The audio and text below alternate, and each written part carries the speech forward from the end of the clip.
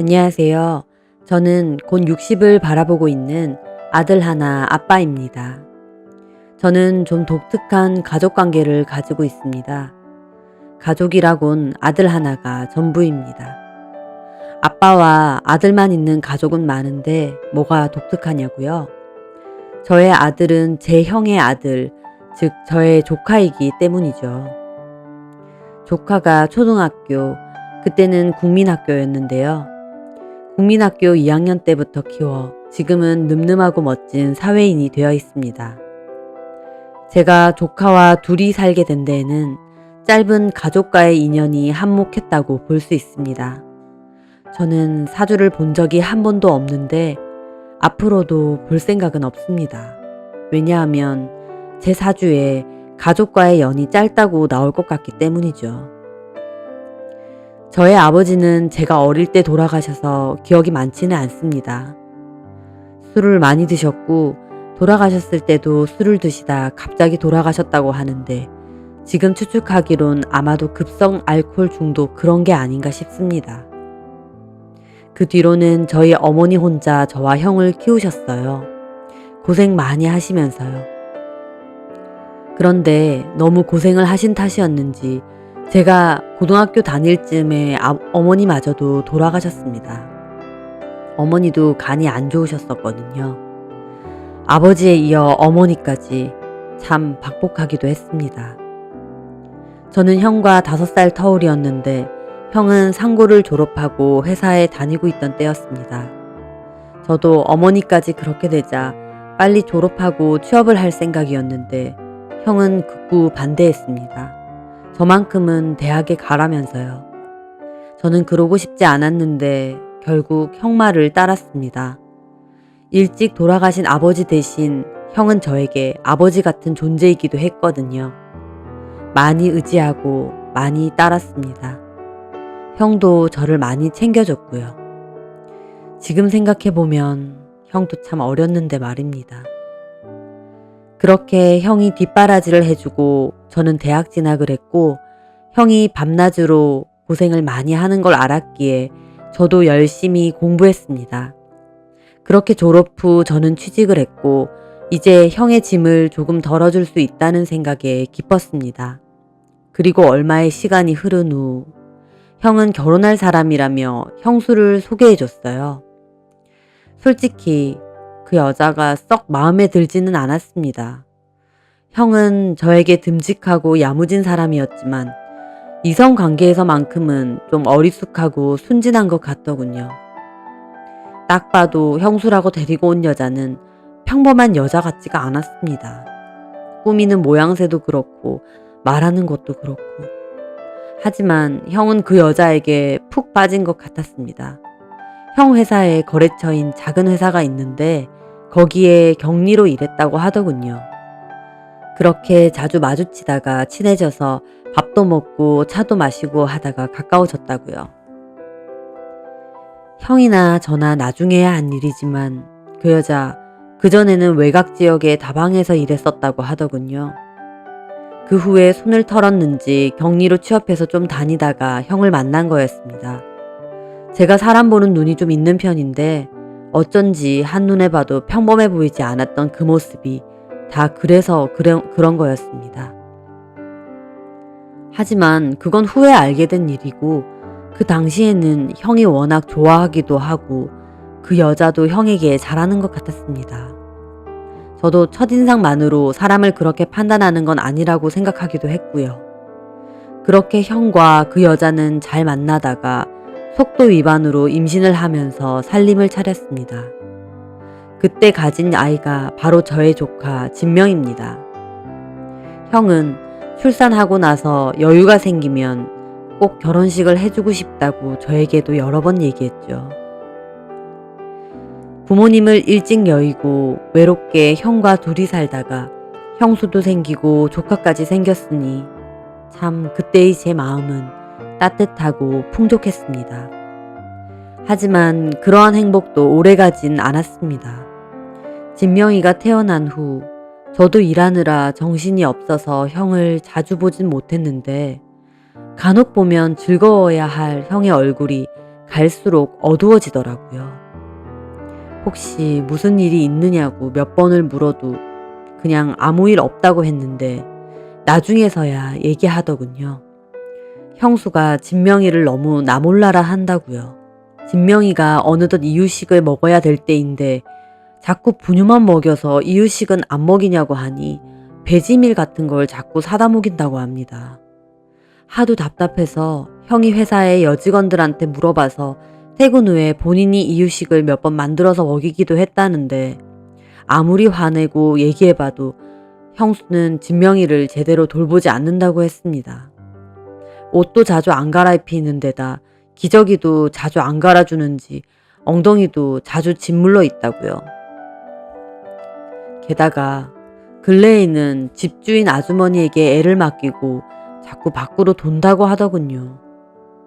집주인 아주머니가 형에게 찾아와서는 맡아주는 것도 한두 번이지 너무한 거 아니냐. 도대체 애엄마가 왜 그러냐. 안 맡아준다고 하면 무슨 애를 짐짝 넘기듯이 거의 떠넘기고 나가버린다고 하소연했다고 했습니다. 진명이는 잘 못 먹어서인지 또래보다도 작은 것 같고 발달도 느린 것 같아 형의 걱정은 더 늘었습니다. 형은 회사에 가야 돼서 진명이를 볼 수 없는 상황이라 형수에게 집안일은 안 해도 되니 제발 애만이라도 잘 봐달라고 사정했다는데 형수는 안 나가겠다고 해놓고 또 몰래 집주인 아주머니에게 진명이를 맡기고 나가버린답니다. 형이 한숨을 푹푹 내쉬는데 형수가 도대체 왜 저러는지 가슴이 답답했습니다. 그렇게 형수는 그 후에 가출을 더 자주 했고 형과의 갈등도 심했습니다. 그러다가 결국 마지막 가출을 끝으로 더 이상 집에 돌아오지 않았습니다. 진명이만 남겨둔 채로요. 형도 울고 저도 울고 참 막막했습니다. 진명이가 조금만 더 크면 어린이집에 보내기로 하고 한동안은 집주인 아주머니에게 돈을 들이면서 진명이를 부탁했습니다. 형의 딱한 사정도 아시고 워낙 형이 간곡히 부탁을 해서 집주인 아주머니도 진명이를 한동안 잘 보살펴 주셨어요. 저는 회사 사택에서 살고 있었는데 틈나는 대로 놀러가서 진명이와 놀아도 주고 밥도 먹이고 씻겨도 주면서 어떻게든 형의 짐을 조금이나마 덜어주려고 노력했습니다. 형은 때때로 형수에게 무슨 일이 생긴 건 아닌지 형수를 찾으러 다니기도 했습니다. 경찰서에도 가고요. 하지만 형수를 찾다 보니 과거 다방에서 일했다는 것과 그 다방에 있을 때도 남자들과 동거를 자주 했다는 사실도 알게 됐습니다. 게다가 그 다방 주인 말론 자기가 아는 얘기로는 다른 남자 생겨서 도망간 거라고 했다더군요. 형수는 돌아오지 않을 것 같았습니다. 애까지 내팽개치고 다른 사람에게 갔으니깐요. 형은 한동안 술에 절어 살다가 진명이를 위해서라도 이렇게 살면 안 되겠다며 다시 마음을 붙잡고 열심히 살았습니다. 저도 그때쯤에 어차피 형수가 돌아오지 않는다는 걸 알았으니 사택에서 제 짐을 빼서 형네 집으로 다시 들어갔습니다. 그렇게 형과 저는 어설프지만 열심히 진명이를 키웠습니다. 주말에 진명이랑 놀아주는 저를 보고 너는 여자친구도 안 만드냐는 형의 물음에 집에서 아들 봐야 되는데 무슨 여자친구냐고 장난치기도 했습니다. 그렇게 한 해, 두 해 시간이 지나고 진명이는 어느덧 초등학교에 들어간 귀여운 개구쟁이가 되었습니다. 형은 그동안 모은 돈으로 근처 아파트로 이사를 갔습니다. 가끔 엄마의 부재가 느껴지진 않을까 형이나 저나 속상할 때도 있었지만 진명이는 씩씩하고 천진하게 잘 커주더군요. 그렇게 또 평범하지만 행복한 나날들이었습니다. 그런데 왜 운명은 저에게 그토록 가혹할까요? 왜 제 주변에 사랑하는 사람들을 자꾸만 데리고 가려고 하는 걸까요? 형이 그 즈음에 자꾸 살이 빠지고 피곤해하면서 얼굴까지 누래지는 황달기가 보였습니다. 몇 번이나 병원을 가보라고 했는데 형은 사는 게 바쁘다며 미루고 미룬 후에 병원에 갔다가 결국 간암 사기 판정을 받았습니다. 병원에서는 복통이나 두통이 심하지 않았냐고, 얼굴에 황달기가 이렇게 심한데 왜 이제야 왔냐고 하더군요. 너무나도 절망스러웠습니다. 이렇게까지 아픈데 왜 병원 한번 안 가고 방치해 둔 건지 형의 미련함도 너무 원망스러웠습니다. 형은 그 길로 병원에 입원해서 치료를 받았는데 병원 측에서도 크게 기대는 말라고 하더군요. 자나깨나 형의 가장 큰 걱정은 역시 진명이었습니다. 자기가 죽고 남겨질 진명이를 생각하면 도저히 눈을 감을 수 없을 것 같다고 했습니다. 그때 형과 저 서로를 붙잡고 참 많이 울었습니다. 그렇게 시간이 지나면서 형의 증세는 더 악화되었습니다.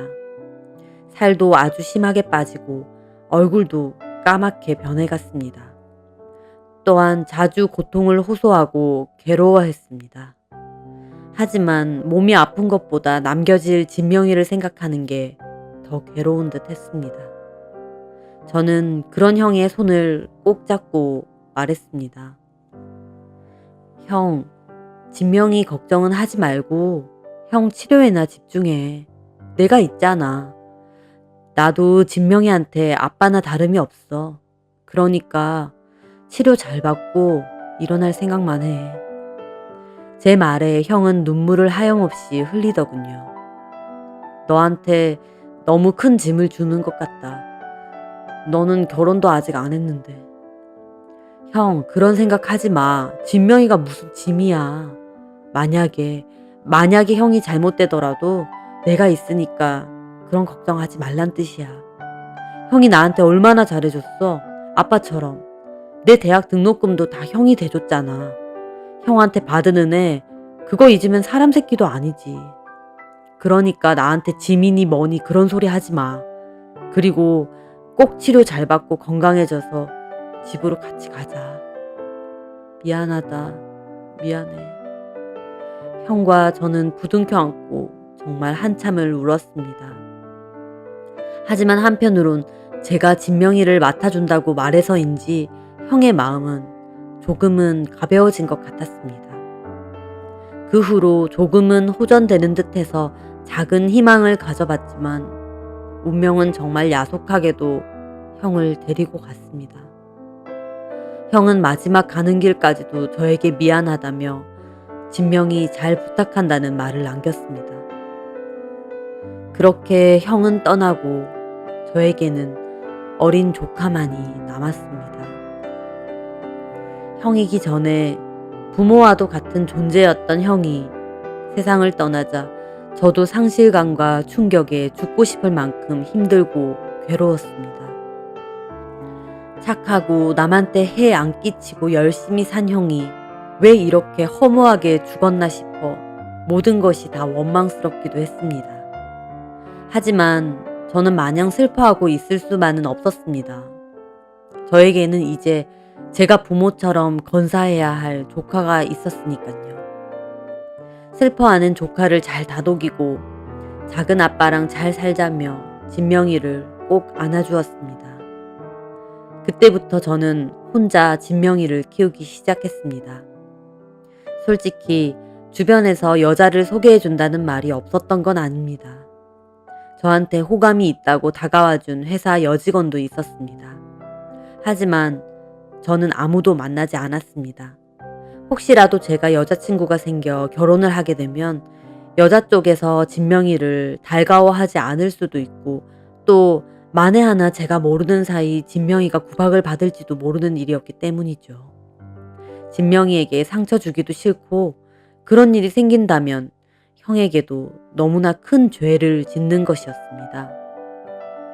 형에게 진명이를 잘 키운다고 약속을 했으니 그 약속은 꼭 지키고 싶었습니다.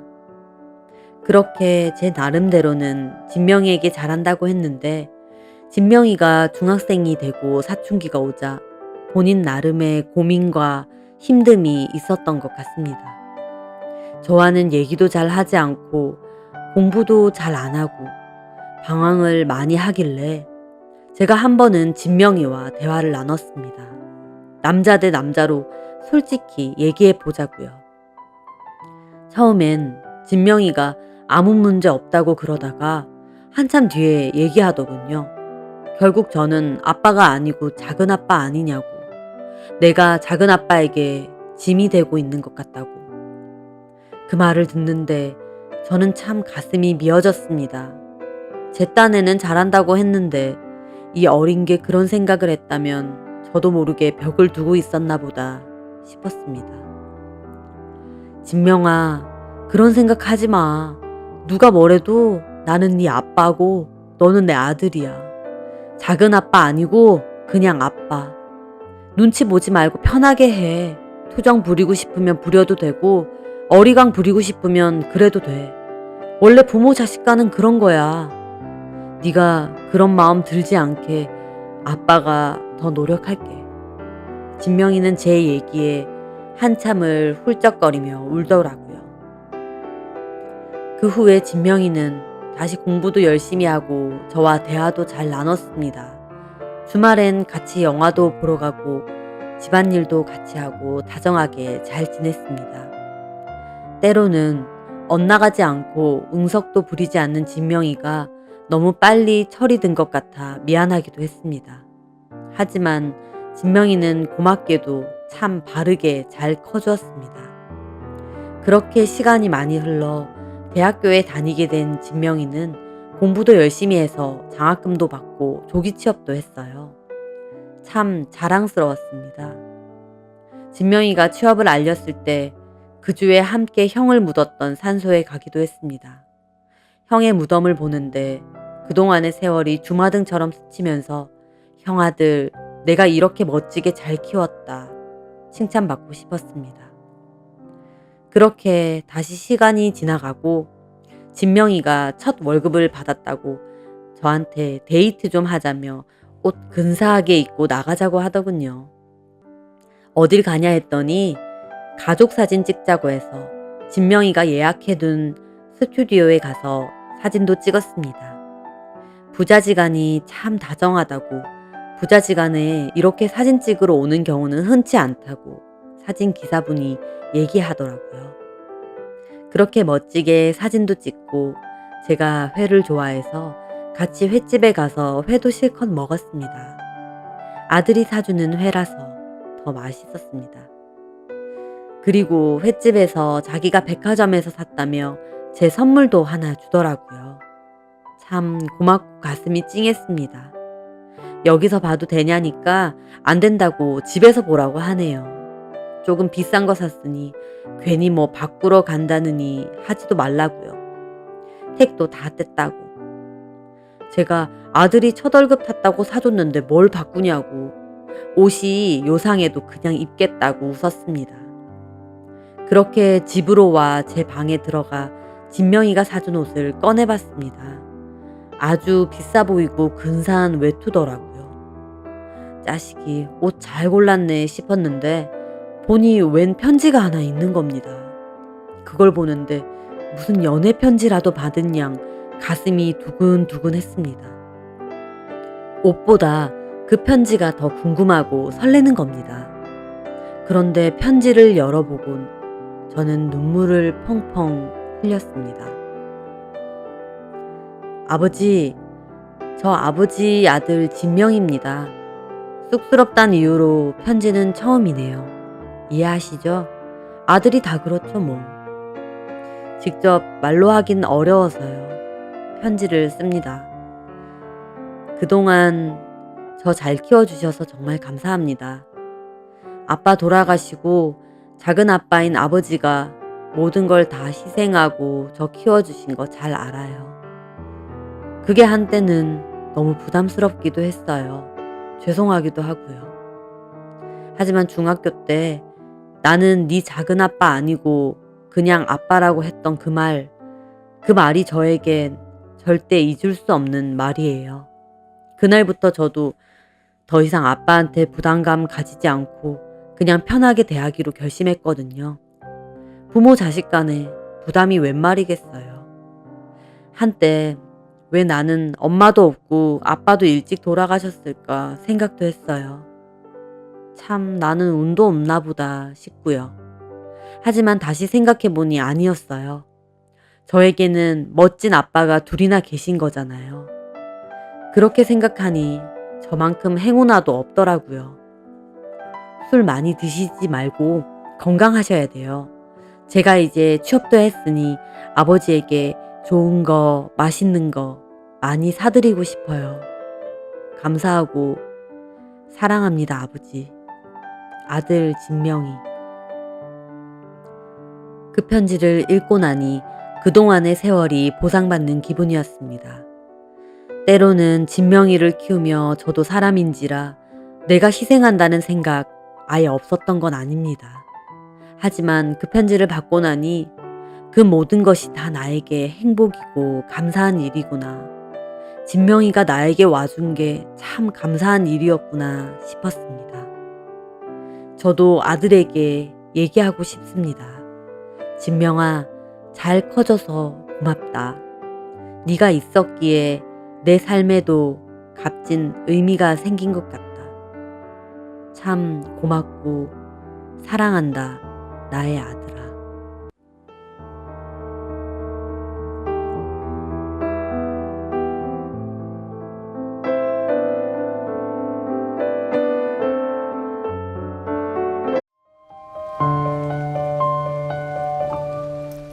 안녕하세요. 저는 4살 아이를 키우며 아동복 마켓을 운영하고 있는 30대 중반의 여자입니다.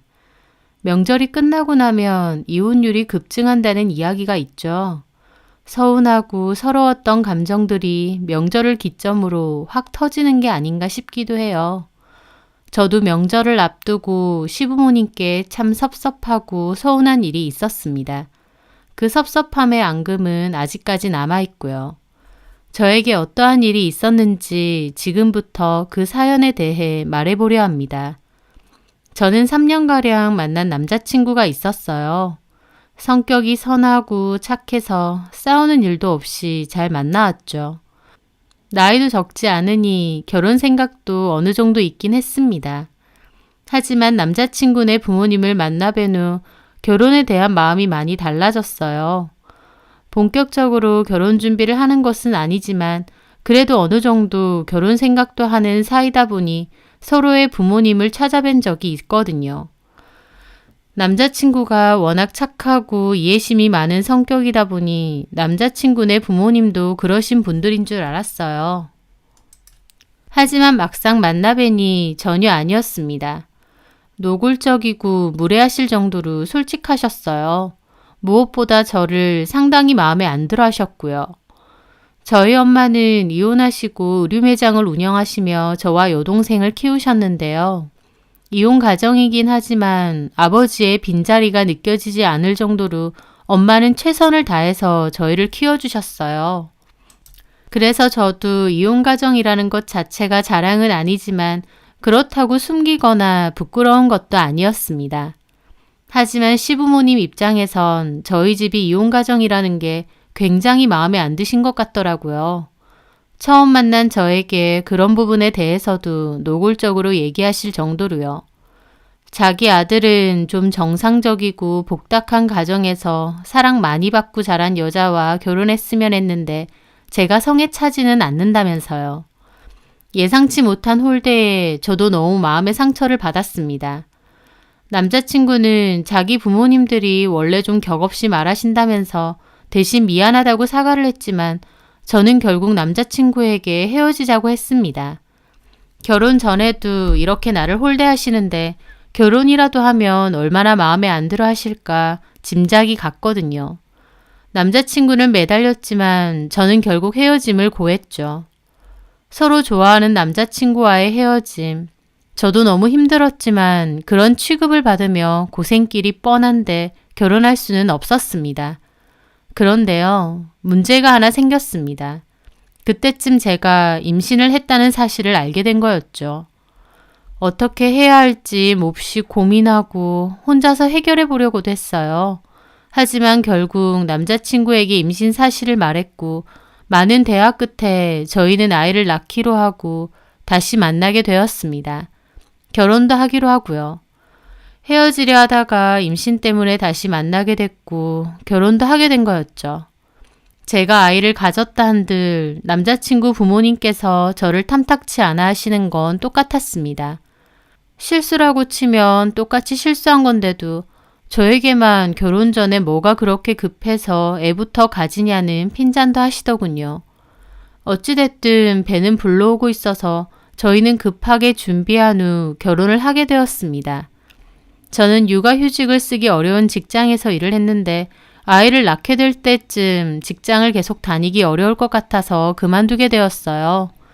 그리고 아이 출산 후에는 집에서 육아를 전담하게 되었습니다.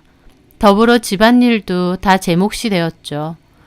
처음 해보는 육아가 너무 힘들기도 했고 아이도 잠을 잘 안 자는 편이어서 저 역시도 잠을 잘 못 잤습니다.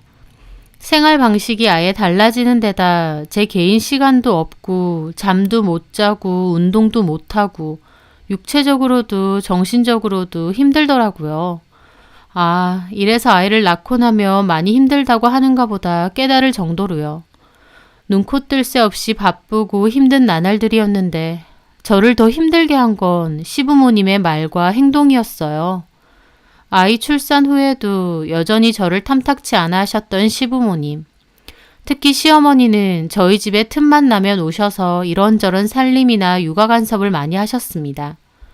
아이를 키우다 보면 집이 좀 어수선하기도 하고 물건들이 많이 나와 있을 수밖에 없는데 어머님은 저희 집 올 때마다 무슨 도깨비 나오겠다. 너는 생전 집도 안 치우고 사니? 싱크대 위에는 뭐가 이렇게 많아? 하면서 오시자마자 잔소리를 시작하시는 겁니다. 저희 집 주방이 워낙 작기도 하지만 싱크대 위에 아이 젖병 소독기, 젖병 거치대와 분유, 그 외에 아이 물건이나 장난감 등을 씻어서 말려둔 게 있다 보니 어수선한 건데 그걸로 자꾸 뭐라고 하시더라고요. 친정에서도 집 이렇게 지저분하게 하고 사니? 여자가 부지런해야지. 엉덩이 자꾸 붙이고 앉아있으면 집 개판되는 거 순식간이다. 원준이는 회사 나가서 힘들게 돈 버는데 너는 집에 있으면서 사모님 마냥 떡하니 앉아서 애만 보고 있을 거야? 저도 틈나는 대로 치워요. 거짓말 하지 마, 얘. 치우는데 이렇게 어수선하니? 그러고선 저희 집 냉장고도 수시로 확인하셨어요.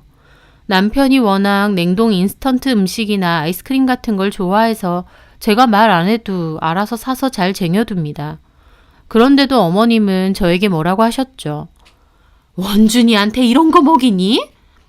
그거 원준 씨가 먹고 싶다고 직접 사놓은 거예요. 집에서 이런 거 안 먹었었는데 네가 똑바로 밥을 안 챙겨주니 그런 거 아니야. 요즘 원준이한테 밥 뭐뭐 해주니? 어디 말해봐라. 특별한 건 없어요. 뭐 찌개나 국 해줄 때도 있고 이것저것이요. 집에 있는 사람이 살림에 신경 좀 써라. 요즘 여자들 애 하나 보는 것도 힘들다고 징징거리는데 우리 때는 애 보면서 집안 살림 다 했다. 시부모까지 모시고. 네. 어머님은 오실 때마다 잔소리를 한 트럭 퍼붓고 가셨어요. 살림뿐만 아니라 육아에 관한 것도 모두 입을 대셨죠. 저는 너무 스트레스를 받아서 차라리 안 오셨으면 했습니다. 하지만 어머님은 육아와 살림을 도와준다는 명목으로 아이 태어나고 8개월까지 거의 일주일에 한 번씩은 오셨어요. 그렇다고 육아와 살림을 거들어 주셨냐고요? 아니요. 오히려 저는 육아에 어머님 시중까지 들어야 해서 더욱 바쁠 뿐이었어요. 어머님이 그만 좀 오셨으면 좋겠다 싶어서 둘러서 말한 적도 있지만 저희 엄마가 밖에서 일을 하시는 분이라서 제가 살림을 똑바로 못하고 못 믿었기 때문에 당신이 어쩔 수 없이 오셔야 된다고 하셨습니다.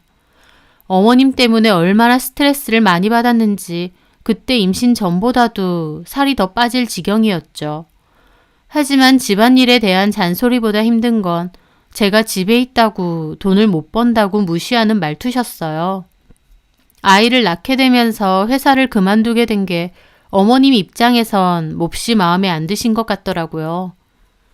혜영이 네가 다니는 회사는 임신하면 그만두라 그러니? 요새도 그런 회사가 있어? 대놓고 그만두라고는 안 하지만 육아휴직을 쓸 만한 분위기가 아니라서요. 이전에 다녔던 분들도 임신하면 다 그만두셨고. 아휴, 너는 어째 회사를 가도 그런 데를 가니? 결국 너는 애 놓고 집에 푹 퍼져 있을 거란 말이잖아. 어디 들어갈 데도 없어? 결국 돈은 우리 아들 혼자 버는 거네. 아휴, 요즘 여자들은 어떻게든 직장 안 놓치려고 애 낳아도 악착같이 회사 다니고 한다는데 너는 그렇게 남편만 바라봐서 어쩌니? 그리고 네가 같이 벌어야 집도 마련하고 가게에 보탬이 될 텐데 너는 너무 생각 없이 사는 것 같아. 참 보면 갑갑하다. 어머님은 제가 돈을 벌지 않는 게 몹시 마음에 안 드신 듯 했습니다. 솔직히 결혼할 때 시댁에서도 큰 도움은 받지 못했고 남편이나 제가 벌어놓은 돈으로 알아서 잘 꾸려가고 있는 거거든요. 제가 일을 그만둔 것도 남편과 상의해서 결정한 일이고요. 하지만 어머님은 그래갖고 어느 세월에 집을 사겠느냐고 요즘 세상에 누가 외벌이를 하느냐고 혀를 차시더라고요. 그런 말들이 다 스트레스이자 상처가 되었습니다. 그냥 좋게 넘어가려고 해도 하나하나 다 마음의 상처로 남아서 저를 힘들게 하더라고요.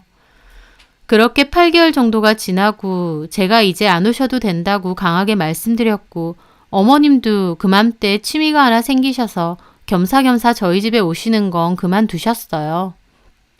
어머님한테 구박받을 때 내내 마음속으로 결심한 것은 아이가 조금 더 크고 어린이집에 보낼 수 있게 되면 바로 일을 찾아봐야겠다 였습니다.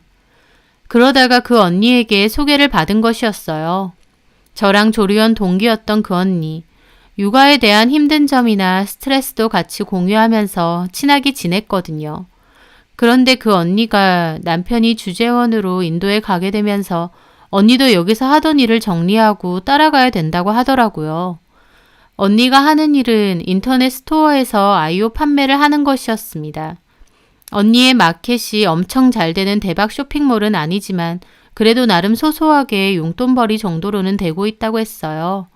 하지만 인도에 가게 되면 더 이상 일을 못할 텐데 이대로 방치하고 가기 아깝다고 저보고 맡으라더군요.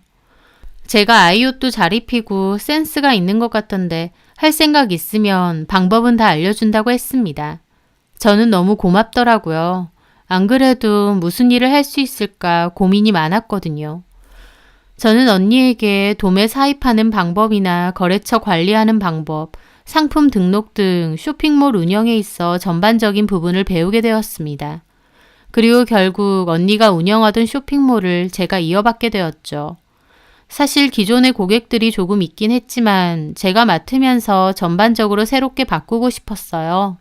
이왕 할 거 제대로 해서 소소한 용돈벌이로 끝낼 게 아니라 잘 나가는 쇼핑몰을 만들고 싶었거든요. 저는 천천히 전반적인 부분들을 리뉴얼하면서 재단장을 했습니다. 언니는 원래 안전하게 기본 스타일 위주로 판매를 했었어요. 하지만 저는 좀 더 과감하고 다양한 색상과 패턴의 옷으로 쇼핑몰 분위기를 바꿔봤죠. 할인 행사나 이벤트도 자주 진행을 하고요. 제 적성에도 잘 맞고 제가 아이를 키우며 관심이 있던 분야다 보니 더욱더 신나고 재밌게 일을 할 수 있었습니다.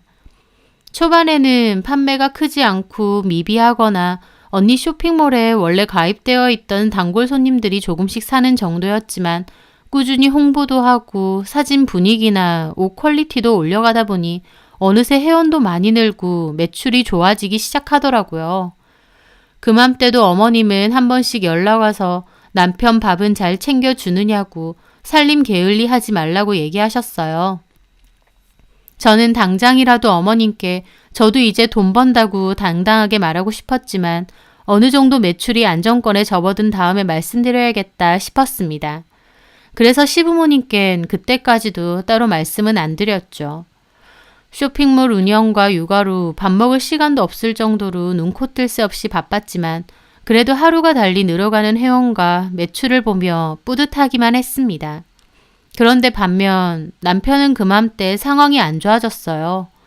회사 상사에게 밑보여 찍히게 되었는데 그 일로 회사 다니는 게 지옥 같다며 저한테는 상의도 없이 회사를 그만둬 버렸거든요. 남편은 금방 이직을 할 거니까 걱정 말라고 큰 소리를 쳤지만 그게 한 달, 두 달, 어느새 넉 달이 다 되어 가더라고요. 이력서 넣은 괜찮은 회사에선 연락이 안 오고 가끔 면접 전화가 와서 가보면 연봉도 너무 터무니없고 복지도 안 좋다며 남편이 먼저 거절했습니다. 저는 그나마 내가 돈을 벌고 있으니 다행이다 싶으면서도 남편이 언제쯤 괜찮은 회사에 다시 취업할 수 있을까 걱정이 많았어요. 그런데 남편은 저에게 다른 회사 이직 말고 그냥 저랑 같이 일을 하면 안 되냐고 묻더라고요. 옆에서 보는데 저 혼자 하기에는 좀 버거워 보인다면서요. 안 그래도 물량이 너무 많아지고 CS 응대도 해야 되다 보니 저 혼자서는 너무 빠듯하고 바빴거든요. 작은 사무실 구해서 직원이라도 쓸까 하던 찰나인데 남편이 같이 하자는 거였죠. 제 쇼핑몰이 한창 잘 되긴 했지만 그래도 남편은 안정적인 월급이 나오는 회사를 다녔으면 하는 마음도 있었습니다. 제 스스로도 제 쇼핑몰이 잘 된 지 얼마 안 돼서 안정기라는 생각은 안 들었거든요. 하지만 남편은 회사 생활은 하기 싫다고 당분간만이라도 자기를 직원으로 쓰라며 계속 매달렸어요. 결국 저는 괜찮은 회사 취업하기 전까진 직원으로서 내 일을 같이 하자고 했습니다. 그렇게 남편과 함께 일을 한 지도 한 달 정도가 지났고 명절이 다가왔습니다. 그전에는 명절 선물로 양가 부모님께 견과류나 유산균, 한과 같은 걸 드렸는데 이번에는 매출도 괜찮으니 통 크게 한우 선물을 하고 싶더라고요. 그래서 남편에게 얘기를 했고 남편도 좋은 생각이라고 했습니다. 저는 판매점에 한우 선물 세트를 미리 주문해서 명절 전날 찾아가기로 했죠. 그렇게 명절을 코앞에 두고 막바지를 하고 있을 때였어요. 남편은 잔뜩 밀려있는 택배를 싸고 있었고 저는 CS 처리를 하고 있었죠. 그런데 남편의 폰이 울렸어요. 남편은 전화 받을 손도 부족하다 보니 대충 택배 박스 위에 폰을 올려두고 스피커폰으로 통화를 했어요. 전화를 건 사람은 어머님이시더라고요. 예, 엄마. 바쁘니? 아, 조금요. 괜찮아요. 밥은 먹었고? 예. 밥 잘 먹고 일해. 회사 생활 얼마나 고되니? 어머님은 남편이 회사를 그만둔 사실을 모르십니다. 남편이 말하지 말아달라고 했거든요. 나름 괜찮은 중견기업에 들어간 거라 다니는 동안 어머님이 기뻐하셨는데 이렇게 그만둔 거 알면 속상해하실 것 같다면서요. 그래서 저도 아무 말 안 했죠. 예, 근데 무슨 일이세요? 설 전날에 올 거지? 예, 그렇죠. 그래, 혜영이한테 장봐올 거 미리 말해놨으니까 그거 잘 들고 오라고 하고 과일하고 생선 같은 건 좀 잘 보고 사라 그래. 애가 왜 그렇게 물건 보는 눈이 없어? 그 말에 남편은 제 눈치를 슬쩍 살피더라고요. 저는 못 들은 척 했습니다. 알겠어요, 엄마. 저 바빠서요. 이제 끊을게요. 아, 잠깐만. 너 혹시 설 선물 샀니? 우리 집 줄 거? 예, 주문해놨어요. 뭐 했는데? 혹시 또 견과류 사오는 거면 그냥 갖고 오지 마라. 집에 엄청 많아. 아, 견과류 아니고 이번엔 한우 샀어요. 한우? 예, 한우 세트면 꽤 비쌀 텐데. 그 말에 남편도 웃더라고요. 혜영이가 한번 그렇게 하자더라고요. 양가 부모님들 좋은 거 챙겨드리고 싶다고 하면서. 남편 딸에는 저 기세워주려고 그렇게 말한 듯 했습니다. 그런데 어머님은 그 말에 화들짝 놀라시더군요. 잠깐만, 양가 부모님? 그러면 혜영이 걔네 집에도 한우를 똑같이 한단 말이니? 예? 아니 왜? 무슨 그 집까지 한우를 줘? 돈 아깝게. 어이가 없었습니다. 저는 기가 막혀 폰이 있는 쪽으로 쳐다봤어요. 남편도 당황하더라고요. 무슨 소리예요, 엄마. 양가 부모님들은 똑같은 거 해야죠. 야, 됐다 그래. 네가 힘들게 돈 벌어가지고 그 집에 한우까지 갖다 바쳐야 되니? 말이야 바른 말이지. 그거 사는 돈, 그 돈이 네가 버는 돈이지 혜영이 걔가 버는 돈이야? 남편이 힘들게 돈 벌어오는데 기분은 지가 낼라 그래 아주. 아, 엄마. 사지마 너. 우리 집에만 주고 혜영이 집에는 그냥 뭐 참치캔 세트 그런 걸 하나 줘. 한 2만 원 안팎으로. 톡 까놓고 걔네 집에 아빠도 없고 엄마하고 여동생 둘밖에 없는데 누가 그걸 다 먹니? 내 말 들어? 우리 집만 해. 저 그 말에 너무 화가 나서 전화를 받으러 가려고 하는데 남편이 놀라서 전화를 받아 들더라고요. 엄마, 그만 좀 하세요. 이만 끊어요. 저는 남편에게 폰 내놓으라고 했죠. 내놔. 나 못 참아. 어머님한테 좀 따져야겠어. 당신이 회사에서 힘들게 번 돈이니까 어머님은 한우 선물 받으시겠다고 하고 우리 집은 2만 원 안팎 참치캔이나 보내라고? 엄마도 참. 폰 이리 내. 나도 못 참아. 그전에도 나 돈 안 벌고 집에만 있다고 사사건건 무시하시고 당신 아들 등골 빼먹는다고 뭐라고 하시고 내가 한우를 우리 집에만 하겠다는 것도 아니고 양가 부모님 똑같이 하겠다는 건데 어떻게 그렇게 말을 하셔? 미안해, 혜영아. 내가 사과할게. 당신이 잘못한 게 아닌데 왜 매번 당신이 사과한다고 하는데? 내가 구구절절 전부 당신한테 말 안 해서 잘 모르지? 당신 어머님 이런 식으로 나 맨날 개무시하고 우리 친정 욕했어. 정말? 그래. 괜히 이런 일로 당신하고도 싸우고 싶지 않아서 웬만한 건 내가 그냥 참았던 거야. 도대체 내가 그리고 우리 집이 뭘 잘못했다고 어머님한테 이런 취급 받아야 되는 거야? 일 안 한다고 구박하셔서 서준이 어린이집 보내자마자 일 시작했어. 아직 말씀은 못 드렸지만 나도 나 할 만큼 했다고. 저는 말하다 보니 너무 복받쳐서 엉엉 울었습니다. 알아. 미안해. 남편도 미안하다며 저를 달래주었지만 제 기분은 조금 더 나아지지 않았어요. 저는 그날 남편에게 여태까지 어머님에게 당했던 거 다 얘기했고 이번에 명절에 가면 내가 무슨 짓을 해도 모른 척하라고 했습니다. 그렇게 해야 내 속의 응어리가 조금이나마 풀릴 것 같다고요. 남편도 엄마가 그렇게까지 구박했는지 몰랐다며 알겠다고 하더라고요. 그렇게 명절이 다가왔어요. 마음을 단단히 먹은 저는 제가 준비한 특별한 선물을 들고 시댁에 가게 되었습니다. 시댁에 도착하자마자 어머님은 현관 근처로 오시더라고요. 그러면서 한우 사온 것부터 주라고 하셨어요. 냉장 보관하신다면서요. 저는 말씀드렸죠. 안 사왔어요, 어머님. 왜? 그거 말고 다른 거 사왔거든요.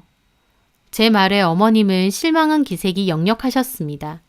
아니, 한우 산다고 해서 그걸로 저녁 먹으려고 했는데 갑자기 안 사왔다 그러면 어떡해? 그럼 뭐 사왔는데? 제가 한우 대신 선물로 사온 게 뭐냐고요? 저는 장바구니 안에서 그것을 꺼냈습니다. 바로 네 개들이 라면 한 봉지요. 여기요, 어머님. 이게 선물이에요. 제가 라면 봉지를 들고 있자 어머님도 앉아서 TV 보시던 아버님도 입을 떡 벌리고 쳐다보시더군요. 너 이게 뭐니? 뭐긴요. 라면이잖아요. 너 지금 시어머니한테 장난치는 거니? 너는 이게 재밌어? 장난 아닌데요. 뭐? 제 말에 어머님 눈이 희번뜩해지시더니 제가 들고 온 라면을 바닥에 집어 던져버리시더라고요. 얘가 진짜 미쳤나? 시부모 농락해? 라면 한 봉지 쳐들고 와서 선물이랍시고 준다고? 너 머리가 어떻게 됐어? 제가 진짜 미쳤나 보네. 어머님, 아버님 두 분 다 얼굴이 시뻘개지셔서 난리가 나셨습니다. 남편은 이미 알고 있었기에 그냥 모른 척하고 있었고요. 저도 아랑곳 않고 말씀드렸죠. 기껏 사온 선물을 던지시네요. 너 진짜 미친 거야? 아니요. 어머님이 그러셨죠. 원준 씨 힘들게 돈 벌고 저는 그 돈 받아 쓰는 입장인데 왜 똑같이 저희 집에 한우 선물 하느냐고요. 내가 언제? 제가 직접 들었거든요. 바로 옆에서. 제가 들었다고 하자 어머님은 약간 당황하시다가 다시 화를 내셨어요. 그래, 내가 뭐 틀린 말 했니? 돈 버는 사람 따로 있고 기분 내고 쓰는 사람 따로 있어? 어머님 말씀이 맞는 것 같아요. 돈 버는 사람 따로 있고 쓰는 사람 따로 있으면 안 되죠. 원준 씨 회사 그만두고 집에 있은 지 4개월 넘었고요. 제가 일한 돈으로 먹고 살고 있거든요. 어머님 말씀대로라면 전적으로 제가 돈을 벌고 있으니 저희 집에는 한우 갖다 드리는 게 맞고 원준 씨는 돈 한 푼 안 벌고 있으니까 라면 이거 하시면 되잖아요. 저도 악에 받쳐서 다다다 따졌습니다. 어머님과 아버님 제 얘기 듣고 뜨악하시더군요. 얘 지금 무슨 소리 하는 거야? 원준이가 회사를 그만뒀다고? 그만둬도 진작에 그만뒀거든요. 그리고 지금 제 밑에서 제 일 도와주고 있고요. 네가 뭔 일을 하는데? 쇼핑몰에요. 지난달 매출만 1,000만 원 찍었고요. 어머님 맨날 저보고 돈도 못 번다고 쓸모없다고 그러셨죠. 저 이제 돈 잘 벌거든요. 돈 못 버는 걸로 무시할 거면 이제부터 어머님 아들 무시하시면 되겠네요. 제가 따지고 들자 아버님까지 역정을 내며 테이블 위에 있던 바둑판을 엎어버리시더라고요. 저게 어디 시댁에 와서? 저도 그때부턴 거의 악에 받쳐 소리쳤습니다. 지렁이도 밟으면 꿈틀해요. 저희 부모님 이혼했다고 무시하고 애 키우는 며느리 직장 없다고 무시하고 어머님 원준 씨랑 통화하는 거 바로 옆에서 다 들은 제 심정 아세요? 저희 집에는 한우 세트 필요 없고 참치캔 세트는 하나 던져주라면서요. 도대체 왜 그래야 되는데요? 저희 엄마가 어머님한테 왜 그런 취급을 받으셔야 되냐고요. 저희 엄마 저 최선을 다해서 키워주셨고 어머님 아버님한테 그런 취급 받아야 될 이유 하나도 없거든요. 어머님 아버님한테는 저 라면 한 봉지가 딱입니다. 야, 너 나가! 제 말에 어머님 뒷목 잡고 쓰러지려고 하고 아버님은 나가라고 삿대질하며 화를 내셨어요. 네, 저도 나갈 거예요. 어머님 아버님은 뭐가 그렇게 잘나셔서 저 무시하시는데요? 원준 씨가 뭐 그렇게 대단한 아들이라고 저 무시하시냐고요. 저 무시하셨으니까 저도 어머님 아버님 싹 무시하고 살 겁니다. 마음에도 안 드는 며느리 이젠 없는 셈 치세요. 저도 마지막으로 저렇게 소리를 지르고 아이 챙겨 나왔어요. 그렇게 나오면서도 손발이 얼마나 떨리는지 몰랐습니다. 손 붙들려 따라 나온 아이도 엉엉 울고 저도 아이에게 이런 모습 보여줘서 미안하더라고요. 그 길로 밖으로 나와서 씩씩대며 진정하고 있으니 남편도 곧 따라 나왔습니다.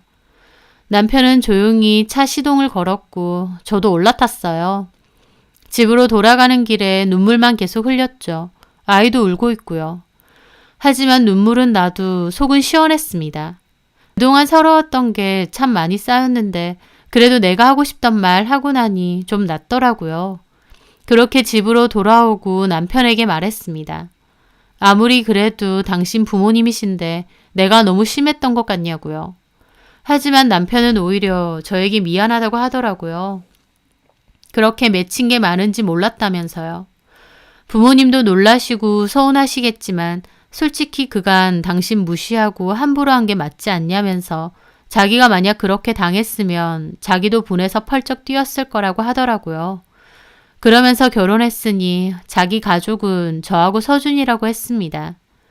남편은 저에게 서운할 수도 있었지만 도리어 제 마음을 잘 헤아려주는 것 같아서 고맙더라고요. 그 후에 시부모님이 불이 나도록 제 폰으로 연락을 하셨지만 전화는 받지 않았어요.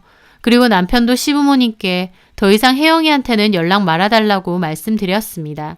필요한 일 있으면 본인만 가겠다고요.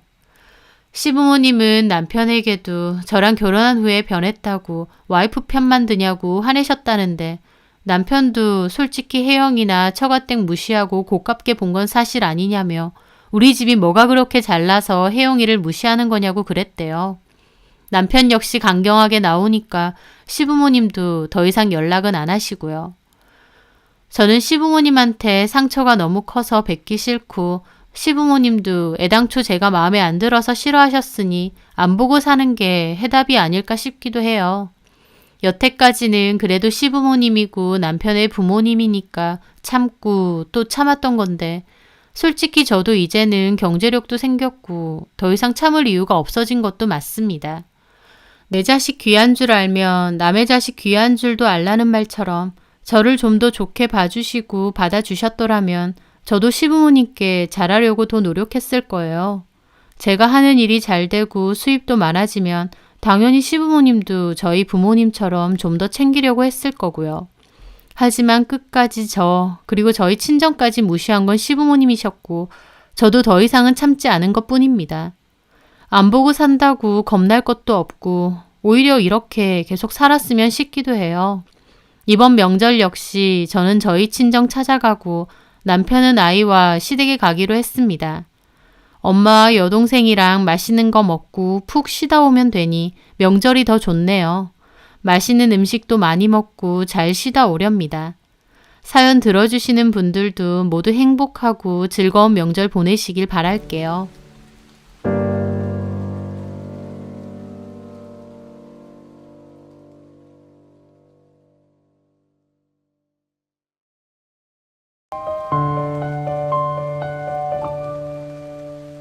안녕하세요.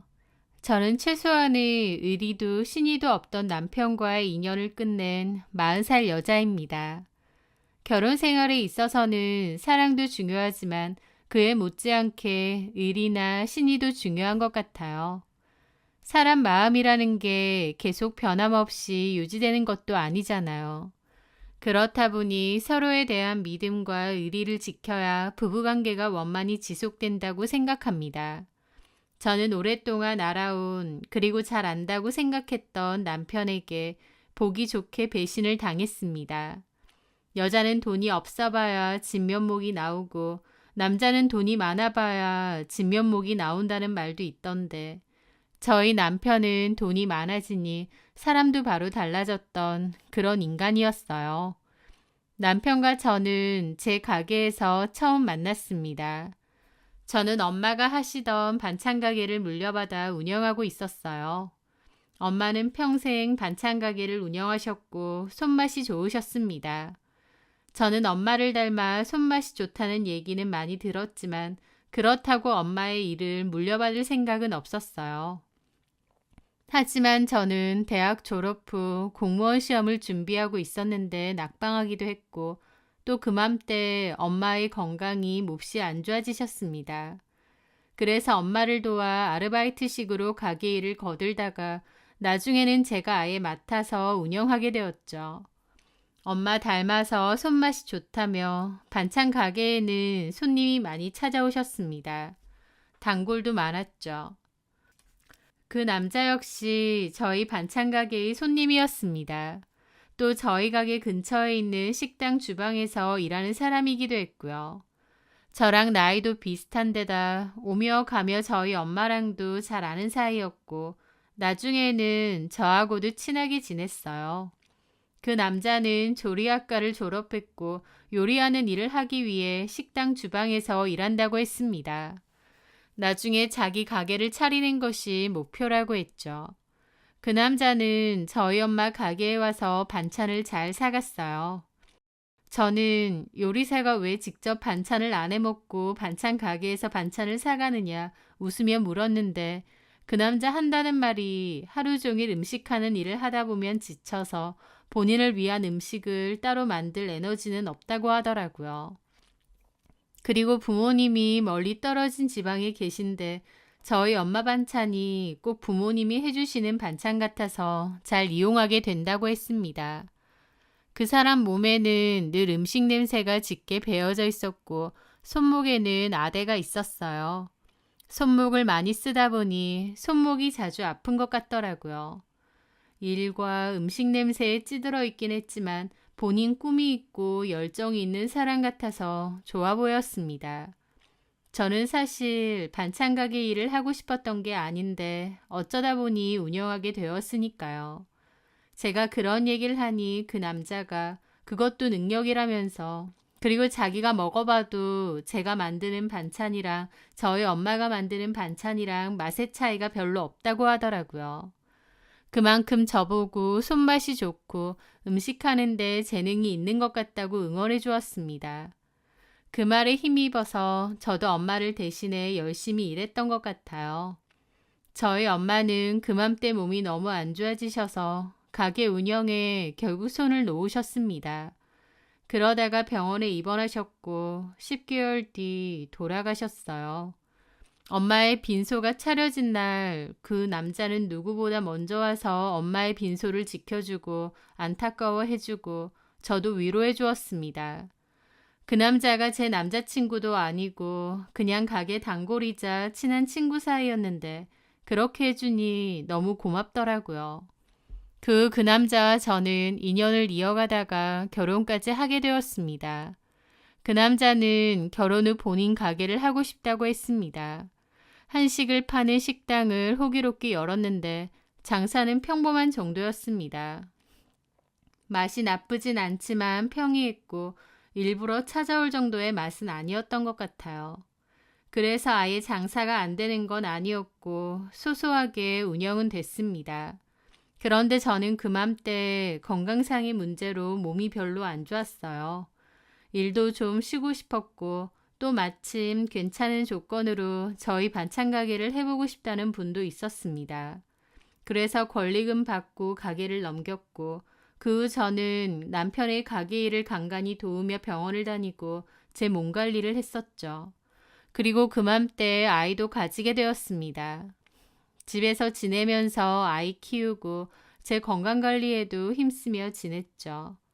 그렇게 아이가 4살 정도 됐을 무렵 남편은 아이도 이제 어린이집에 보냈으니 저하고 본격적으로 같이 일을 하잡니다.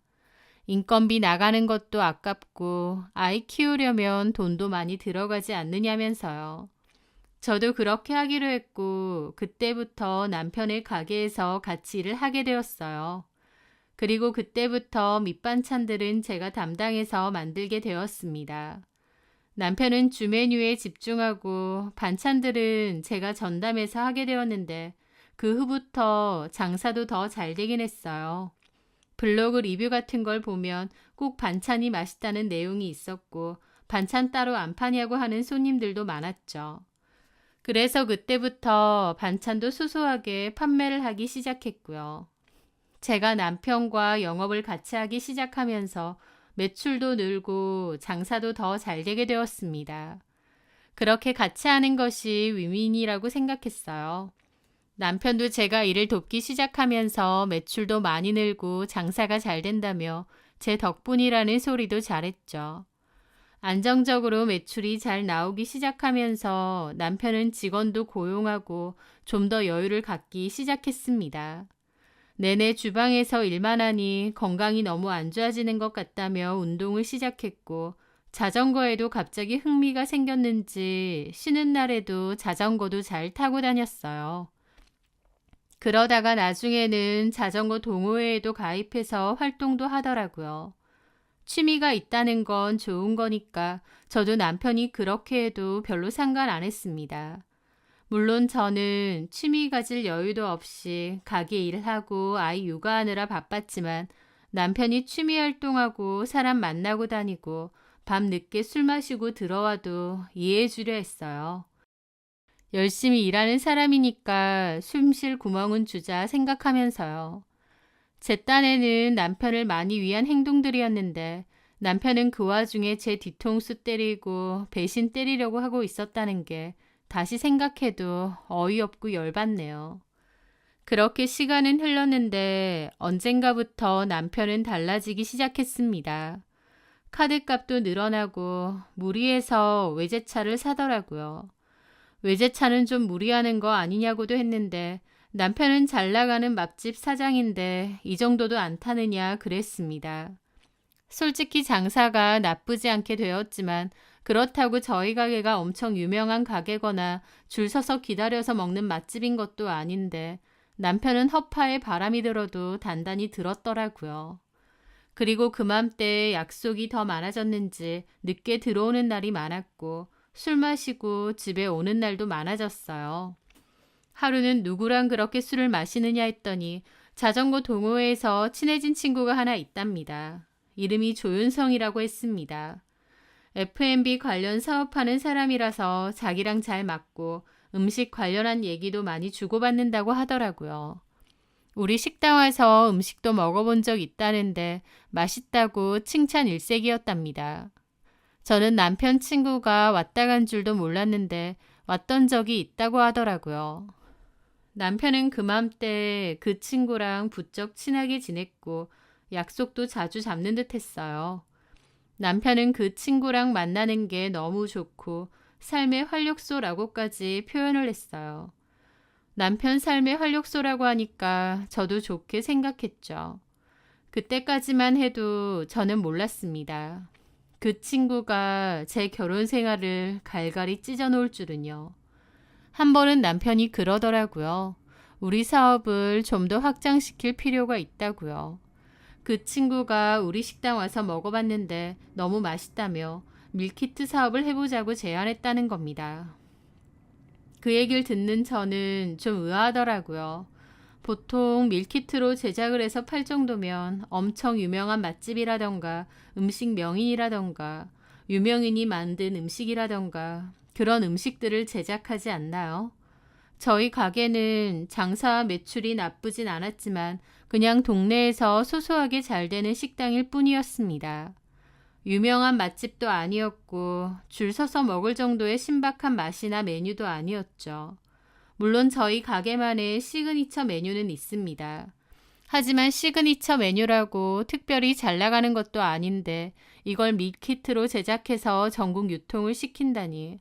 저는 단박에 사기 아니야? 라는 소리가 나오더라고요. 제 말에 남편은 미간을 확 찌푸렸죠. 아, 사기라니. 그렇잖아. 우리 메뉴가 뭐 대단히 특별한 것도 아니고 멀리서 우리 메뉴 먹으러 찾아오는 것도 아닌데 무슨 밀키트로 제작을 해. 제 말에 남편은 자존심 상한다는 듯 화를 내더라고요. 아니 외식업 전문가가 먹어보고 사업성이 있다는데 왜 당신이 초를 쳐? 내 음식이 그렇게 별로라 이거야? 당신 음식 맛있지. 맛있는데 좀 상황이 그렇다 이거야. 내 음식 멀리서 먹으러 온 사람 많아. 단골도 많고. 보면 몰라? 그 조윤성이라는 사람 신원 확실한 사람이야? 제 말에 남편은 길길이 날뛰더라고요. 당연히 확실하지. 그럼 뭐 사기꾼이냐 그런 뜻이야? 무슨 회사인데? 어디 봐. 명함 같은 거 없어? 남편은 명함을 보여줬습니다. 처음 보는 회사였는데 직함은 이사더라고요. 이사? 뭔 놈의 회사길래 마흔도 안 된 사람한테 이사 직급을 줘? 규모는 좀 작아도 성공시킨 제품도 꽤 돼. 하면서 밀키트 이름들을 얘기해 주는데 인터넷 검색해보니 명함에 적힌 회사가 맞더라고요. 여길 다닌대? 그 친구가? 아, 그렇다니까. 속고만 살았나? 사무실은 가봤어? 아, 당연히 가봤지. 거기가 규모는 좀 작아도 엄청 실속 있어. 가족끼리 운영하는 회사고. 저는 그 후로 그 회사에 대해서 찾아봤는데 남편 말 맞다나 규모는 좀 작아도 성공시킨 밀키트 제품도 꽤 있고 탄탄한 회사 같더라고요. 남편은 사무실까지도 가봤다고 하니 사기는 아닌 것 같았죠. 따로 우리가 돈 주고 이런 거는 없는 게 맞아? 아, 없대. 우리가 돈을 왜 줘? 그 사람들이 우리 음식에 투자하는 건데. 그때까지는 나쁘지 않은 제안이라고 생각했어요. 우리 돈 들어가는 것도 아닌데 밀키트 제작해서 돈을 벌면 저희한테도 수익이 생기는 거니까요. 그런데 얼마 지나지 않아 저는 알게 되었습니다. 그 이윤성이라는 사람이 남자가 아니라 여자였다는 것을요. 저는 완전 경악했죠. 그럼 여태까지 뻔질나게 만나러 다니고 술 마시러 다니고 그랬는데 남자가 아니고 여자였다고? 그 사실을 알고 저는 뒤통수가 다 얼얼했습니다. 남편한테 제대로 배신당한 기분이었거든요. 남편한테도 미쳤느냐 따졌는데 남편은 오히려 뭐가 문제냐고 당당히 나왔습니다. 뭐가 문제냐고? 허구한 날 만나고 다니고 술 마시러 다녔는데 그게 여자였다는데 이게 아무 일도 아니야? 아주 당당히 바람을 피고 다니셨어. 뭔 바람이야. 왜 이렇게 오버해? 그냥 친구고 같이 사업하는 사이니까 만난 거지. 아주 당당하네. 40살 먹은 남녀가 둘이서 만나고 술 처먹고 다니는 게 그게 바람이 아니라고? 술 처먹는다니. 말 좀 상스럽게 하지 마라. 아, 진짜. 이게 상스러워? 네가 하는 짓은 고상해? 너 그년이랑 뭔 사이야? 아, 진정 좀 해. 뭔 사이야. 그냥 친구 사이라니까. 그리고 둘이 아니라 셋이서 만났어.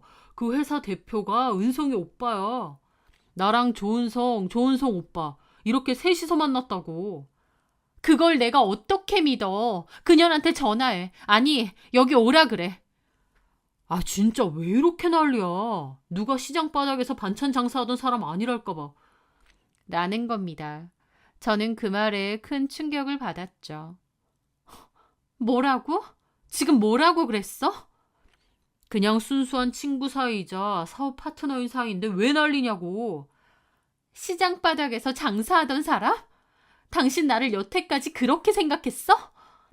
아니, 아무것도 아닌 일인데 네가 너무 난리치니까 나도 그냥 말이 그렇게 나온 거지. 아, 제발 오버 좀 하지 마. 성별만 남녀일 뿐이지 그냥 친구고 사업 파트너일 뿐이야. 남편은 자기가 더 펄쩍 뛰면서 저한테 오버하지 말라고 하더라고요. 저는 너무 기가 막힌데 자기들은 아무 사이 아니라고 잡았대니 할 말이 없었습니다.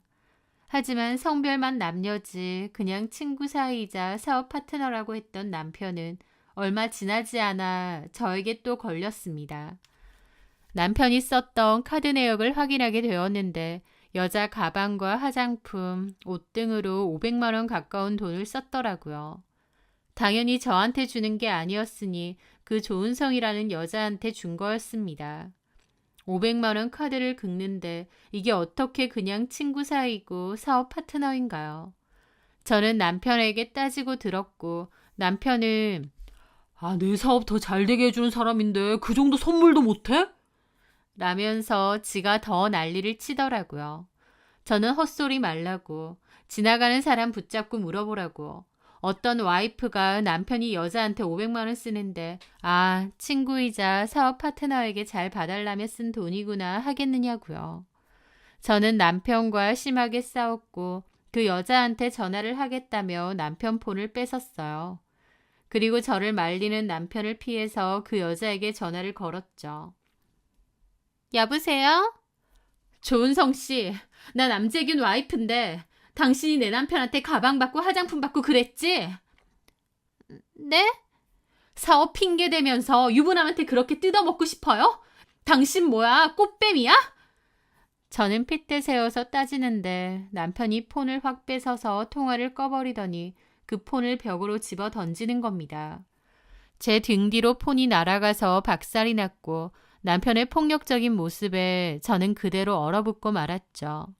남편은 미쳤느냐고 왜 사람 질리게 만드냐고 눈을 뒤집고 고함을 질러대는 겁니다.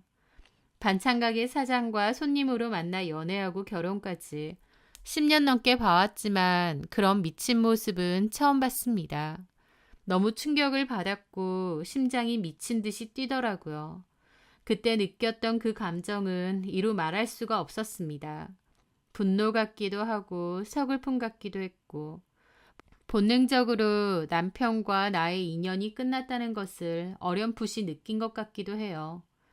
하여튼 저는 박살난 남편의 폰을 멍하게 보면서 지금 뭐하는 짓이냐고 했습니다. 남편은 왜 교양 없이 이딴 짓을 벌이냐며 제가 하는 짓이 너무 상스럽고 천박하답니다. 그 여자랑 자기는 순수한 친구일 뿐인데 제가 하는 짓이 미저리 같고 지긋지긋하다고 아주 생난리를 퍼붓더라고요. 저는 그 사람이랑 10년 가까이 살면서 그런 고가의 선물을 받아본 적이 없습니다. 저도 그런 선물 받아보고 싶다고 하면 당신이 직접 사라고 어차피 그 돈이 그 돈 아니냐 했던 게 남편입니다. 그런 남편이 그 여자에게 선물을 주고 그 여자 편을 들고 그 여자에게 꽃뱀이라고 했다고 이 난리를 치고 너무 참담하더라고요. 그 일 이후 남편과 저는 아예 아무 말도 하지 않고 지냈습니다. 가게에서도 딱 필요한 얘기 말고는 사적인 대화는 아예 안 했고 가게 직원들도 이상하게 생각하더라고요. 그렇게 한 달 정도 지냈을까 남편이 이렇게는 더 이상 못 살겠다며 저에게 먼저 이혼을 하자고 했습니다. 저는 이래도 그년이랑 바람피는 게 아니냐 따졌는데 남편은 그 여자랑 아무 상관없고 그저 제가 지겹고 싫답니다. 제가 우악스럽고 상스럽고 오랫동안 저를 참아주었다는 소리까지 하더라고요. 지가 참긴 뭘 참나요? 제가 그동안 참아줬죠. 남편의 이혼 요구에 저는 이혼하지 않겠다고 했고 남편은 계속 이혼을 해달라고 요구를 했습니다. 그리고 가게에도 더 이상 나오지 않아도 된다고 하더라고요. 너무 기가 막혔죠. 그 가게가 당신만의 가게냐고 나도 내 시간을 갈아 넣었고 반찬은 내가 다 만들었다고 하니까 자기 음식 먹으러 오지 반찬 먹으러 오느냐고 하더라고요. 그러면서 당당히 저를 대신할 식당 참모까지 구한 겁니다. 가게에서도 저를 쫓아내려 하고 이혼까지 해달라고 요구를 하는데 진짜 미치고 팔짝 뛰겠더라고요. 저는 남편이 그 여자 때문에 이런다는 확신이 들었는데 증거가 없었습니다. 남편 폰도 뒤져보고 블랙박스도 안 뒤져본 건 아닌데 증거라고 할 만한 건 다 지우는지 찾아낼 수가 없었어요. 제 직감으로는 바람이 확실한데 물증이 없었죠. 저는 고민 끝에 그 여자를 직접 만나보기로 했습니다. 그래서 그 여자 회사 이름을 떠올려서 인터넷에 찾아봤어요. 그리고 그 주소대로 찾아갔죠.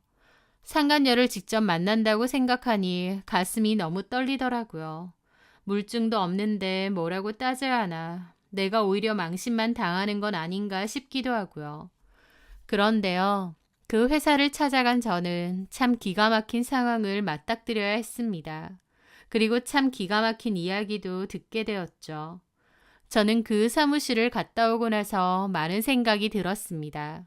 그리고 처음에는 남편에게 제가 들은 이 일을 다 얘기해 주려고도 했어요. 하지만 남편은 그 와중에도 저한테 이혼을 요구하더니 급기야는 집을 나가고 이혼 소장까지 보내더라고요. 그 이혼 소장을 보는데 저도 정말 오만정이 다 떨어지고 제가 알고 있던 진실을 말해주고 싶은 생각이 싹 사라졌습니다. 저는 남편에게 말했어요. 좋다고. 협의 이혼 해줄 테니 소송할 필요 없다고. 대신 재산 분할 똑바로 하자고요. 저는 집은 물론 가게에도 내 기여도가 있으니 가게 지분까지 요구했습니다. 재산 분할에 관한 문제로 남편과는 실랑이가 있었으나 어쨌든 남편이 저에게 이혼을 요구하는 입장이었고 또 법적으로 따져도 저에게 집과 가게에 관한 지분을 줘야 했습니다. 그래서 결국 남편은 가게는 손대지 말고 집을 저에게 넘기기로 합의를 보자고 했어요. 가게는 저하고 지분 다툼을 절대 할 수가 없고 또 밀키트 사업도 시작할 거다 보니 문제가 생기면 안 됐으니까요. 저도 알겠다고 했고 남은 대출 안고 집은 제가 온전히 가지기로 했습니다. 아이 양육권이나 친권도 제가 가지기로 했고 남편에게 매달 양육비도 지급받기로 협의를 했죠. 남편은 저와 이혼하는 것이 가장 큰 목적인 듯 했고 집을 저에게 줘도 가게도 있고 사업도 확장할 거니 괜찮다고 생각하는 듯 했습니다. 그렇게 남편과 저는 소송 대신 협의로 이혼을 하게 되었어요. 남편은 저에게 그렇게 강경하게 이혼 안 하겠다 하더니 왜 마음을 바꿨느냐 하더라고요. 그래서 제가 그랬죠. 10년 동안 같이 동거동락한 와이프 배신 때리고 가게에서 쫓아내고 이혼해달라 그러고 나라고 당신한테 무슨 정이 남아있어서 이 결혼 생활을 유지하고 싶겠어? 내가 무슨 배신이야. 나는 조윤성이랑 그런 사이가 아니라니까? 예, 그러시겠죠. 설령 당장은 그렇고 그런 사이가 아니라고 한들 당신 마음속에 조윤성이랑 잘해보고 싶은 마음이 없다고 할 수 있어? 남편은 그 말에 찔렸는지 우물쭈물 대답을 못하더라고요. 직접적인 바람이 아니라고 해도 남편이 조윤성에게 마음이 있어서 저랑 정리하고 조윤성이랑 잘해보고 싶다는 건 저도 다 눈치챘습니다. 그래서 10년 동안 함께한 와이프를 가차없이 내친 거겠죠. 남편이 어떤 인간인지 잘 알았고 저도 끝내는 데 있어서 마음이 아프다던가 슬프다던가 하는 건 없었어요. 오히려 홀가분했죠. 그렇게 남편과 저는 이혼을 했고 저는 집을 정리하고 좀 작은 집으로 이사를 했습니다. 그리고 남은 돈으로 반찬 가게를 다시 열었어요. 이러나 저러나 제가 믿을 수 있는 건 반찬 가게뿐이었고 저 혼자 일하면서 아이도 키우고 해야 되다 보니 더 심기일전해서 운영을 하게 되었죠.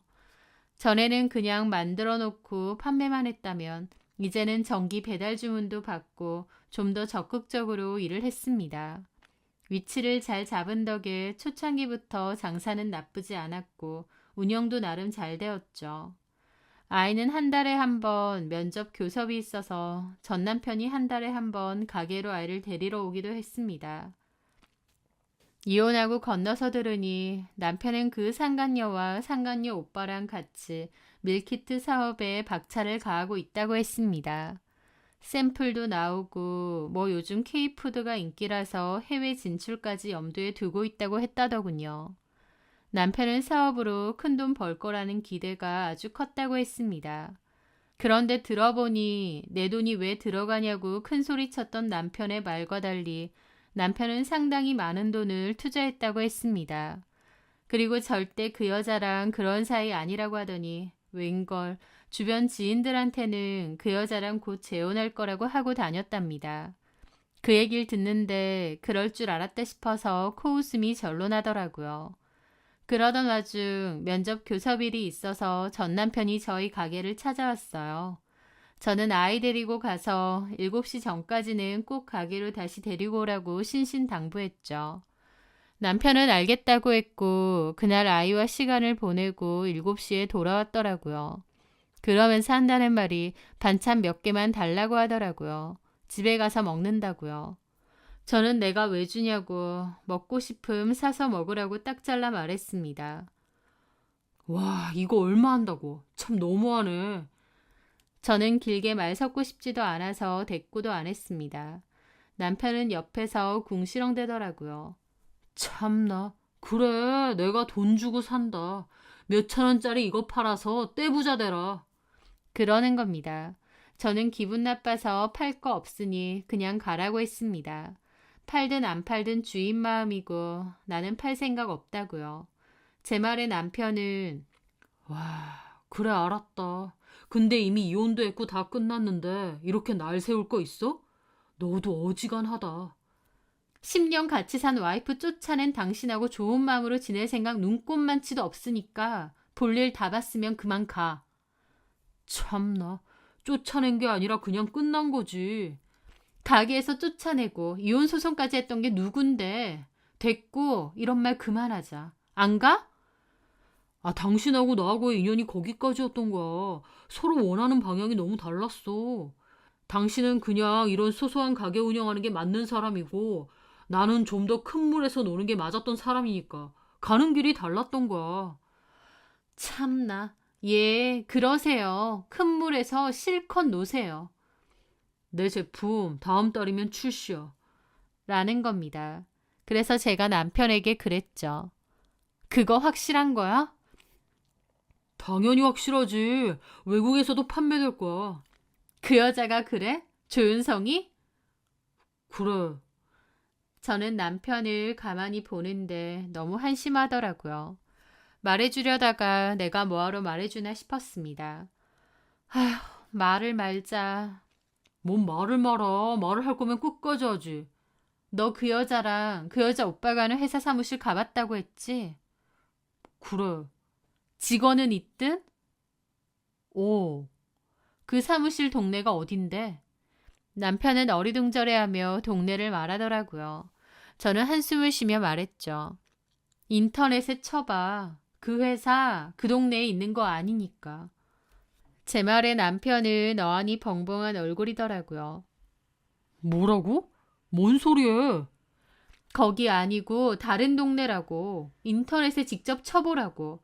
그 여자가 준 명함이랑 인터넷에 있는 주소랑 다르니까. 그리고 진짜 그 회사의 이사 이름이 조윤성은 맞는데 진짜 조윤성은 남자야. 남편은 이게 다 뭔 소리냐는 멍청한 표정만 짓고 있더라고요. 아휴, 답답하. 뭐? F&B 제작회사? 오빠가 대표고 본인은 이사라고? 내가 들은 거는 그 여자 오빠 없대. 오빠가 없다니. 그게 무슨... 사기당한 거라고. 뭔 소린지 몰라? 그 여자랑 그 대표라는 남자가 짜고 치고 사기친 거야. 그 여자가 진짜 조윤성 이사도 아니고 그 대표라는 사람은 조윤성 오빠가 아니라 조윤성 남편이라고. 제가 진실을 말해주자 남편은 멍해지더라고요. 네, 저는 그 진실을 다 알고 있었습니다. 언제 알았냐고요? 그 여자 만나러 그 회사를 찾아갔을 때였어요. 인터넷에서 주소 찾아갔었고 조윤성 이사님 좀 만나러 왔다고 했죠. 남편 말 맞다나 규모는 크지 않은 회사지만 그래도 직원 수는 좀 있고 한창 바빠 보이더라고요. 그런데 기다리고 있다 보니 조윤성 이사라는 사람이 저에게 왔는데 여자가 아니라 남자인 겁니다. 저는 황당한 기분으로 저희 남편과 가게 이름을 얘기했는데 진짜 조윤성 이사가 하는 말이 저희 남편도 모르는 사람이고 가게 이름도 처음 들어본대요. 자기들이 밀키트 관련 사업을 하는 건 맞지만 유명 맛집이나 유명 셰프들과 협업해서 일하는데 그런 가게는 처음 들어본다는 겁니다. 그러면서 한다는 말이 저처럼 밀키트 협업 제안을 받고 연락 왔던 가게가 있다고 하더라고요. 그런데 역시나 자기들이 제안한 곳이 전혀 아니라면서 아무래도 자기들 회사를 사칭하고 다니는 사람들이 있는 것 같은데 경찰 조사를 문의해 봐야 될 것 같다고 하더라고요. 저는 그 협업 제안을 받았다는 가게를 알려달라 했고 곧장 찾아갔었습니다. 거기 사장님을 만났더니 자기들도 제안을 받았는데 처음에는 돈 필요 없다더니 나중에는 투자금을 달라고 하더라. 뭔가 이상해서 찾아보니 진짜 회사는 따로 있었고 그 사람들은 사기꾼 같다고 했습니다. 경찰에 얘기하려다가 골치 아파서 그냥 말았다고 하는 겁니다. 그런데 그 가게 사장님 하는 말이 조윤성 이사라는 여자가 제안을 했고 그 대표가 조윤성 이사의 남편이라고 했다는 거예요. 부부가 함께 운영하는 회사라고 했다고요. 그러니까 저희 남편에게는 본인과 대표가 남매 사이라고 했고 그 사장님에게는 부부 사이라고 했다는 겁니다. 그 얘기를 듣고 이거 사기였구나 완전히 깨닫게 되었죠. 처음엔 남편에게 그 말을 해줄까도 생각했는데 남편이 그맘때 집도 나가고 이혼 소송을 걸었기 때문에 저도 열받아서 아무 말도 해주지 않았던 겁니다. 그 모든 사실을 알게 된 남편은 제 말을 믿지 않았고 직접 확인해 본다며 조윤성에게 전화를 걸었어요. 조윤성이 해외 진출권으로 외국에 나가 있다고 했거든요. 하지만 당연히 전화는 되지 않는 것 같았습니다. 남편은 똥줄 타는 얼굴로 황급히 저희 가게를 떠났어요. 그 후에 들어보니 남편은 사기를 당한 게 맞았습니다. 남편처럼 당한 자영업자들이 여럿이었고 가짜 조은성과 그 대표라는 사람은 부부가 맞았어요. 한마디로 부부 사기단이었던 거죠. 그 사람들은 투자금 받아서 해외로 튀었다고 했고 이름도 아예 다른 이름이더라고요. 여러 F&B 회사를 사칭하고 다녀서 명함도 다양했다고 합니다. 남편은 상당한 금액을 사기로 날리게 된 거였죠. 그 얘기를 전해 듣는데 자기 음식이 밀키트로 출시돼서 전국적으로 팔리고 또 조윤성이라는 여자와 재혼까지 하려고 꿈에 부풀었다는 게 너무 어이없고 한심하게 느껴지더라고요. 남편은 저에게 왜 얘기 안 해줬느냐 원망을 하는데 제가 뭐하러 얘기를 해주나요? 뭐가 예쁘다고요. 남편은 그 후로 한동안 면접 교섭도 오지 않았습니다.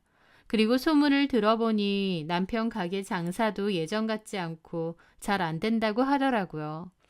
사실 남편의 가게는 제 반찬 덕에 잘된 영향이 컸는데 더 이상 제 반찬이 없다 보니 특성도 없고 장사도 그저 그랬던 것이었죠.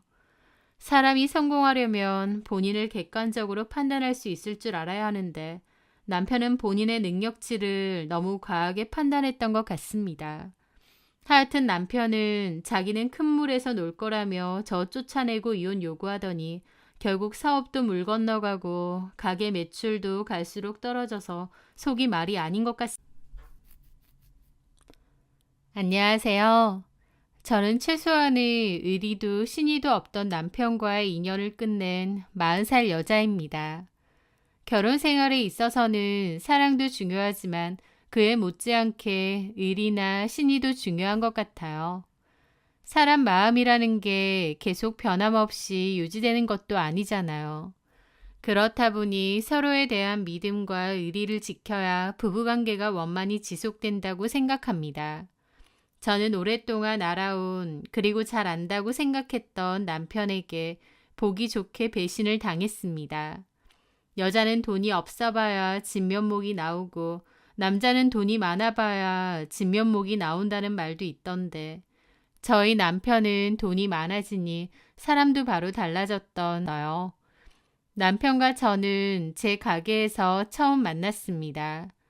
저는 엄마가 하시던 반찬 가게를 물려받아 운영하고 있었어요. 엄마는 폈습니다. 저는 엄마를 닮아 손맛이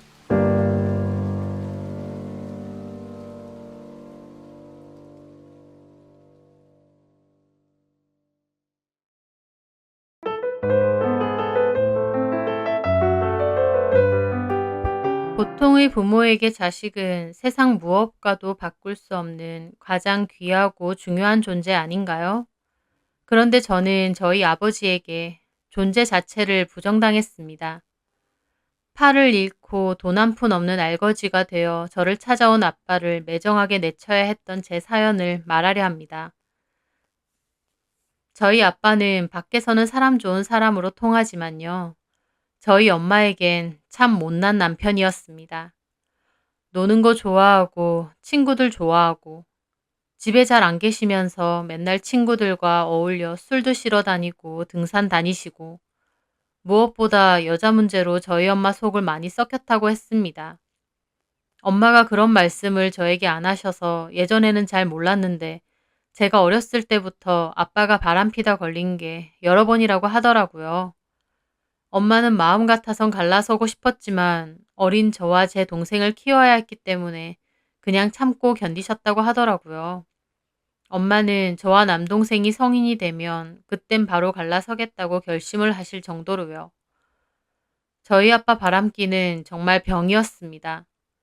엄마는 자주 우울해하셨고 정신과 약도 종종 복용하셨어요.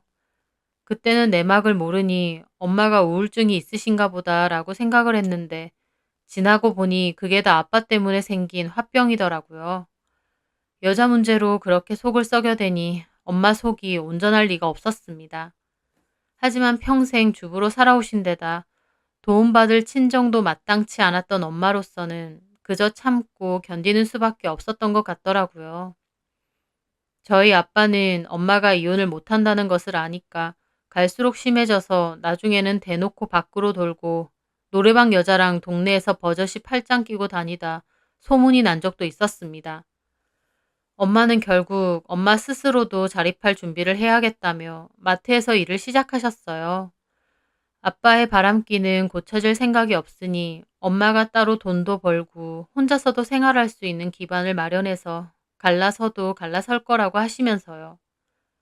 저도 점점 머리가 크면서 아빠의 그런 모습이 부끄럽고 도무지 이해가 안 되더라고요.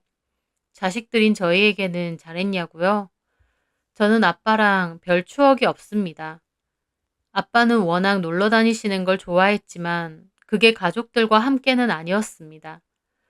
친구분들과 늘 어울려 다니시거나 하루가 멀다 하고 술자리에 가셨지만 어쩌다 집에서 쉬시는 날에는 내내 잠만 자거나 누워서 TV만 보셨어요. 그러다 보니 아빠와 어떤 추억을 쌓을 일도 없었죠. 저에게 아빠는 늘 외출 준비를 하거나 집에 있을 때도 TV를 보며 무료하게 누워있던 모습 말곤 기억도 잘 안 날 정도로요. 지금 생각해보면 결혼 안 하고 혼자서 자유롭게 살아야 될 성격이신데 왜 결혼을 해서 엄마며 자식들인 저희도 외롭고 슬프게 한 건지 잘 모르겠네요. 어쨌든 그러던 도중 일이 생겼습니다. 아버지는 조선소 현장직으로 근무를 하셨는데요. 일을 하다 사고로 팔이 잘리게 된 겁니다. 엄마와 동생 그리고 저는 병원을 가게 됐는데 아버지는 응급수술을 하셨지만 결국 접합수술에는 실패해서 팔 한쪽을 잃으셨습니다. 아빠의 상태를 보고 저와 동생도 엄청 울었습니다. 아빠가 너무 가엾고 아파 보였거든요. 엄마도 안타까워서 우셨고요. 아빠가 일을 하다가 이런 사고까지 당하게 되니 죄송한 마음만 가득했고 앞으로 아빠에게 잘해야겠다 생각했습니다. 그런데 저희 아빠에게 엄마나 저희들은 그렇게 중요한 존재가 아니었던 것 같아요. 아빠의 사고는 산재 처리가 됐고 사측에서도 보상금도 몇 억 받게 되었습니다. 그리고 팔 외에도 다친 부분이 많아 한동안은 병원에서 입원해서 지내게 되셨는데 아빠가 팔이 한쪽이 없다 보니 몹시 불편해하셨어요. 엄마도 그때쯤엔 마트에서 일을 하시다 보니 따로 돌봐드리기가 힘들었어요. 저도 대학을 다니며 아르바이트를 하고 있던 때라 짬이 별로 안 났고요. 그래서 짧은 기간이지만 아빠를 돌봐주실 간병인을 고용했었거든요. 그 간병인은 수더분한 인상인데다 싹싹하고 부지런해서 엄마도 믿고 맡길 수 있겠다고 좋게 생각했었습니다. 그렇게 아빠가 치료 후 퇴원할 때까지 그 간병인이 아빠의 수족이 되어 주었습니다. 그렇게만 생각하면 너무 감사할 일이죠. 그런데 저희 아빠의 그 바람피는 병이 어디 가나요? 네, 그 간병인과 바람이 났습니다. 그것도 제대로요. 태어나고 나서 아빠는 그 간병인과 살림까지 차렸거든요. 딴 살림 차릴 돈은 충분했죠. 아빠는 보상금을 몇 억이나 받았으니까요. 그러면서 엄마한테도 이혼해달라고 요구하더라고요. 자식들도 다 필요 없다면서요. 그 간병인 여자에게 제대로 빠진 듯 했습니다. 엄마는 사회생활을 조금씩 하시면서 좋아지셨다가 그 일로 스트레스를 너무 받아 쓰러지시기까지 했습니다. 기껏 참고 사라졌더니 몇 억 보상금 받고 나선 간병인하고 바람나서 이혼해달라 요구를 하니까요. 엄마도 정도 다 떨어졌고 너무 지긋지긋하다며 결국 아빠와 이혼을 하게 되었습니다. 그 후부터 저와 동생은 아빠 없이 엄마랑만 함께 살았어요. 저는 이미 성인이었고 동생도 고등학생이라 엄마도 더 이상은 참을 이유가 없다고 하시면서요. 그런데 아빠는 이런저런 핑계로 미성년자인 동생 양육비도 제대로 안 주더라고요. 동생 양육비라고 해봤자 얼마 안 되고 그마저도 2년 정도만 주면 동생도 성인이 돼서 끝인데도 그것마저 안 주려고 이 핑계 저 핑계 대며 재산마저도 간병인 앞으로 다 옮긴 것 같더라고요. 엄마는 끝까지 사람 새끼도 아니라면서 일을 바득바득 가셨어요. 하지만 저는 차라리 엄마가 더 이상 속 끓지 않고 이렇게 엄마랑만 사는 게 속 편하더라고요. 저도 아르바이트를 계속하며 엄마를 도왔고요. 그런데 저희 엄마가 아빠 때문에 스트레스를 너무 받으신 건지 그때쯤 잦은 두통을 호소하다가 결국 뇌졸중 판정을 받으셨습니다. 수술이 필요한데 엄마의 보험으로는 보험비가 나오지 않아 수술비가 막막한 상태였습니다. 저는 아빠에게 가장 먼저 찾아갔어요. 엄마 상태가 저러니 돈을 좀 빌려달라고요. 저는 아무리 그래도 20년을 함께 산 와이프가 자기 자식들의 엄마였던 사람이 뇌질환으로 수술을 받아야 된다고 하면 당연히 돈을 마련해 줄 거라고 생각했습니다. 그런데 아빠는 단칼에 거절하더라고요. 돈 없다면서요. 왜 돈이 없냐고, 보상금 받은 걸 그새 다 썼냐고 하니 아줌마 앞으로 다 되어 있어서 아빠가 함부로 못 꺼낸다고 하더라고요. 그러면서 그냥 돌아가라고 하는데 저는 이 사람이 진짜 내 아빠가 맞나 싶었습니다. 하루라도 빨리 수술 결정을 내리고 수술을 받아야 하는데 정말 남일인 양 귀찮은 얼굴로 못 도와준다고 돌아가라고 하더라고요. 저는 차마 떨어지지 않는 발걸음으로 그 자리에서 화를 냈습니다. 아빠가 사람이에요? 뭐? 엄마가 누구 때문에 저렇게 됐는데요? 그게 왜 나 때문이야? 너네 엄마 머리에 문제가 있는 게 왜 나 때문이냐고? 아빠가 평생 엄마 속 썩이고 힘들게 하니까 엄마 몸이 버틸 수가 있겠어요? 제가 악에 받쳐서 따지니 아빠는 무슨 날파리 쫓듯 저보고 그냥 가라고 하더라고요. 야, 너 그냥 가! 짜증나게 하지 말고. 어떻게 끝까지 이럴 수가 있어요? 너네 엄마랑 나랑 이혼한 거 몰라? 남남이야. 아빠 자식들의 엄마잖아요. 제 말에 아빠는 저를 가만히 보더니 그러시더군요. 그럼 너도 남 하던지. 뭐라고요? 나 딸 없는 셈 칠 테니까 그만 징징거리고 그냥 가라. 어차피 너나 건영이나 다 너네 엄마 편이지 내 편 아니잖아. 나 딸도 없고 아들도 없다. 그러니까 그냥 가. 아빠는 딸 없는 셈 치겠다고 하더라고요. 돈 주기 싫어서요. 아빠에게 면전에 대고 딸 없는 셈 칠 테니까 가라는 말을 듣는 그 심정. 겪어보지 않은 사람은 절대 모를 겁니다. 도대체 이 사람에게 나는 뭔가, 내가 자식이 맞긴 한 건가, 나에 대해서 쥐꼬리만한 애정조차 없는 건가, 수많은 생각이 들더군요. 아빠는 자기 할 말만 하고 문을 닫았고, 저는 너무 큰 충격을 받고 휘청이며 그곳을 빠져나왔습니다. 저는 친척분들에게 사정을 했고, 결국 거제에 사는 이모가 빚까지 내서 수술비를 겨우 마련해 주셨어요. 천만다행으로 수술은 굉장히 잘 됐습니다. 물론 재활 치료도 필요하고 후 관리도 중요했지만 일단은 수술이 잘 됐고 엄마 같은 경우는 후유증이 크지 않고 경과가 굉장히 좋다고 하더라고요. 엄마 수술이 잘 된 건 다행이었지만 제가 아빠에게 받은 그 상처는 그대로 응어리가 져서 제 마음에 한으로 남게 되었습니다. 평생 마음고생만 하고 힘들게 산 엄마가 왜 이렇게 힘들어야 되나, 우리 가족은 왜 계속 이렇게 힘들까 우울하기도 했는데 사람 죽으라는 법은 없는지 그 후에 기적처럼 저희 가족에게 조금씩 볕이 들기 시작했어요. 제가 조기 취업을 하며 원하는 회사에 들어가게 되었고 엄마 동생인 저희 삼촌이 하던 사업이 잘 되면서 저희 엄마에게 대리점을 하나 마련해 주시게 됐거든요. 엄마는 수술과 재활 치료 때문에 마트 일을 그만두셨는데 삼촌 덕에 대리점 점장으로 일을 하게 되었습니다. 상황이 좋은 쪽으로 풀리고 금전적으로도 숨통이 조금씩 트이기 시작하더라고요. 이모에게 빌린 수술비도 갚고요. 우리 가족 앞으로도 이렇게 서로 의지하며 행복하게 잘 살면 좋겠다고 생각했습니다. 그런데 그런 저희 가족 앞에 아빠가 나타나셨어요. 엄마와 이혼한 지 2년 만에요. 저희 집 앞에 불쑥 나타난 아빠 꼴이 어땠는지 아세요? 완전 거지 꼴이더라고요.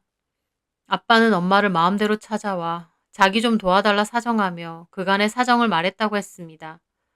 아빠가 팔이 한쪽 없다 보니 회사를 그만두고 나서 재취업도 어려워서 그 간병인이랑 장사를 하려고 했었대요. 그 간병인이 그렇게 하자고 꼬셨다더군요. 그런데 장사를 준비하는 듯 하다가 아빠 돈을 들고 그대로 날랐다고 했습니다. 애초에 엄마에게 동생 양육비도 안 주려고 모든 재산이며 돈은 그 간병인 앞으로 돌려놨으니 그 간병인은 손 안 대고 코 푸는 격으로 돈을 쉽게 손에 넣고 그대로 도망간 거죠. 바람난 아빠나 그 여자나 초반에야 서로 좋아 죽었겠지만 같이 몇 개월 살다 보니 금방 사이가 틀어졌고 싸우기도 엄청 싸웠다네요. 그러다가 결국 그 여자는 아빠 돈을 들고 튄 거고요. 아빠가 신고도 하려고 경찰도 찾아가 봤지만 어쩌겠어요. 본인이 스스로 명의를 그렇게 다 돌린 것을. 아빠는 한마디로 자기께에 자기가 넘어간 겁니다. 간병인이 보상금이며 집 전세금까지 아빠 몰래 홀라당 들고 튄 거라 알거지가 된 아빠는 단순 노동일로 겨우겨우 연명하며 사셨다네요. 팔이 한쪽이 없다 보니 일 구하기도 힘들어서 결국 도와달라고 저희를 찾아온 겁니다. 엄마는 집에 못 들어오게 하고 그냥 가라고 했는데 기어코 엄마를 붙잡으며 구구절절 얘기하고 있는 걸 퇴근하고 온 제가 보게 되었어요. 엄마는 꼴 보기 싫으니 그냥 가라고 했는데 아빠가 불쌍한 척하며 그래도 한때 가족이지 않았냐며 도와달라고 하더라고요. 그렇게 실랑이를 벌이고 있는데 제가 오니까 아빠는 막 반가워하면서 내 딸 잘 지냈냐고 얼굴 보니 확 폈다면서 아빠 안 보고 싶었냐고 하시더라고요. 차라리 그렇게 떠났으면 잘 먹고 잘 살기라도 하던가 그렇게 추레하게 나타난 아빠가 정말 한심하고 더 미웠습니다. 그래서 제가 그랬죠. 여기 왜 오셨어요? 아빠 사정이 너무 안 좋아. 엄마한테는 다 말했는데 아빠 이러다가 길가에서 객사할 것 같다. 일단 집에 좀 들어가서 얘기하자. 아빠는 정말 끝까지 뻔뻔하고 자기밖에 모르더라고요. 저는 아빠에게 단호하게 말했습니다. 아빠라뇨. 저 아빠 없어요. 뭐? 제가 아빠가 어딨어요. 제가 엄마 수술비 좀 달라고 찾아갔을 때 먼저 그러셨잖아요. 우리는 이제 아무 사이도 아니라고. 아빠한테도 딸 없다고. 제 말에 아빠는 얼굴이 하얗게 질려서 그러시더군요. 미안하다 미래야. 내가 그때는 제정신이 아니었어. 그 간사한 여자한테 속아서. 내가 그러면 안 됐는데. 아니요. 그 여자 때문 아니잖아요. 애초에 건영이 양육비 그 몇 푼 되지도 않은 그것도 안 주고 싶어서 재산 다 돌린 거 모를 줄 아세요? 그런 거 아니야. 그 여자가 정말 나를 속였어. 그건 그 여자랑 알아서 하시고요. 앞으로 여기 찾아오지 마세요. 무슨 권리로 여길 찾아오세요? 남남이잖아요. 다시는 오지 마세요. 또 오면 신고할 겁니다. 엄마, 들어가자. 저는 엄마를 모시고 안으로 들어가는데 아빠가 저와 엄마를 잡고 늘어지더라고요. 저는 아빠를 힘껏 떼어놓았습니다. 솔직히 아무리 미워도 아빠라고 그렇게 하는 게 저라고 마냥 속 시원했겠나요? 파란 쪽 없는 아빠가 초라한 행색으로 도와달라고 하시는데요. 그 꼴로 나타나면 우리 심정은 어떨까요? 정말 저희 아빠 끝까지 저희 생각은 안 한다 싶더라고요. 저는 엄마를 모시고 문을 닫았습니다. 아빠는 앞에서 어떻게 아빠를 버리냐고 문 앞에서 생 난리를 치더군요. 가족을 먼저 버린 게 누군데요. 엄마와 저는 아무 말도 하지 않고 거실에 있었고 동생에게 이 얘기를 전하니 분노한 동생도 집으로 한달음에 달려와 아빠랑 현관 앞에서 싸우는 것 같았습니다. 아빠는 동생한테도 동정심으로 호소를 하던데 동생도 아빠한테 당장 안 가면 경찰 부를 거라고 화내더라고요. 저만큼이나 동생에게도 상처가 컸으니까요. 그렇게 동생은 아빠를 보내고 집으로 들어왔습니다. 그날은 기분이 너무 착잡해 서로 아무 말도 하지 않았어요. 가족이 뭐라고, 핏줄이 뭐라고, 그토록 매정하게 우리를 저버렸는데 그래도 아빠라고 마음은 아프더라고요. 하지만 그래도 아빠를 용서할 마음은 전혀 없습니다. 앞으로 아빠를 보고 살 생각도 없고요. 아빠가 엄마 수술비 때문에 찾아간 저에게 모질게 말하며 나에게는 딸 없다고 말했을 때 저한테도 아빠라는 존재는 없어진 거니까요. 아빠가 아빠 말대로 객사라도 하면 괴롭고 또 이런 결정을 후회할지도 모릅니다. 하지만요. 아빠도 가족에게 씻을 수 없는 상처를 주고 본인만을 위하며 그렇게 살았으니 그만한 대가는 본인이 치르는 게 맞다고 생각합니다. 가족이라는 이름을 무기 삼아서 자기 필요할 때만 저희를 찾는 아빠. 저희도 필요 없거든요. 아빠는 그 후에도 두어 번 찾아온 듯한데 엄마가 문도 안 열어주고 경찰도 한번 불렀다네요. 그 후로는 더 이상 아빠도 찾아오지 않습니다. 아빠가 어디서 어떻게 사는지는 이제 모릅니다. 가끔은 생각이 나기도 하지만 가족보다 본인의 삶과 욕망만 쫓은 아빠이니 알아서 잘 사시라고 하고 싶습니다. 상처가 많았던 저희 가족이지만 앞으로도 지금처럼 서로를 보듬어가며 잘 살아갔으면 합니다. 제 사연 들어주셔서 감사합니다.